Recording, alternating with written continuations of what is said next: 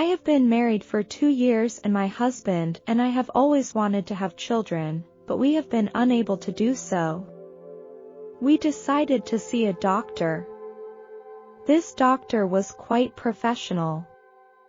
We drove to another city and finally saw this doctor. The doctor recommended that I have a laparoscopic surgery. Soon we set a time for the surgery. It was a very common surgery for the hospital. I didn't talk to my family about having the surgery. I didn't want them to worry. The doctor told me it was a minor surgery and soon I would be able to go home. After the surgery was over, I saw my husband sitting next to me. The nurse came in and told me that I needed something to drink.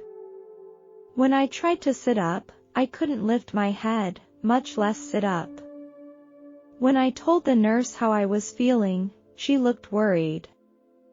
I was taken to another ward for observation. Not long after being in the ward, I was transferred to the intensive care unit. I saw many doctors gathered around me. They told me I had an internal bleeding. It needed immediate attention. The next day, my family arrived at the hospital. My mother, father, brothers, sisters, and aunts were all there. My family was praying for me. For the next week, I was fighting for my life. As time went on, I became weaker and weaker, despite the efforts of the doctors. While I was still conscious, I heard nurses and doctors talking about my condition. They couldn't do surgery because the function of my organs was shutting down rapidly. They tried to stop the bleeding with medication and kept giving me blood transfusions to replace the lost blood. When the doctors had done all they could, they held a family meeting to tell my family that they had done the best they could. They gave me 4 hours to recover.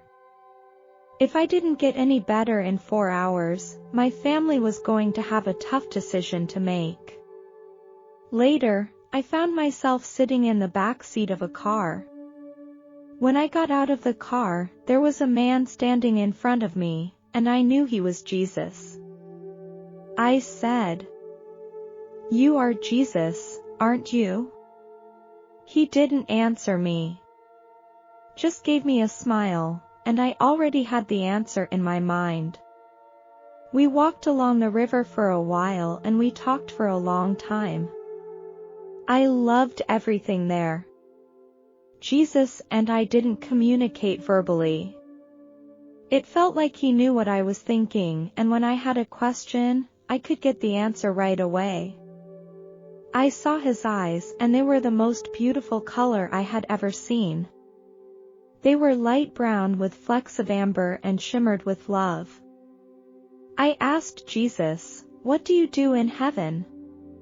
He looked at me with a smile that human words cannot describe. He said, "I do what the Father asks me to do." Then he showed me an army of angels. They radiated a white light. They stood in the distance, shining with a dazzling light. As we returned the way we came, I looked into the distance. I saw many people walking across a bridge. They looked dull. But after they passed the bridge, they were dressed in white and all looked dazzling. I looked at Jesus and asked him if this was the way to heaven. He smiled and said, "Yes." I then asked, "Can I go there now?" Jesus said, "Yes, you can go." God asked me, "Are you ready?" I said, "Yes, I am ready." At this point I said, "I want my husband to come with me." Jesus smiled lovingly and said, "Your husband's time has not come yet, he cannot go with you." I looked at Jesus and said, "I want to be with my husband. That's why I don't want to go to heaven alone." Then Jesus took my hands and turned my palms upward. He said, "I want you to remember something. You are a child of God. God loves every one of his children. God is also at your side at all times." I said, "Yes, I understand." Then he said, "Now you can go back. Your family is still worried about you." I went back into my body. Soon I left the hospital. I learned a lot from this experience. The Bible is God's best gift to mankind to help us survive in this world.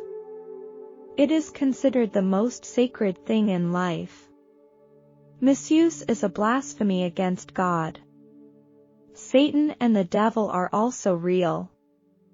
Hell is real. The devil cannot appear in the presence of Jesus. When Jesus appears, they will retreat into darkness.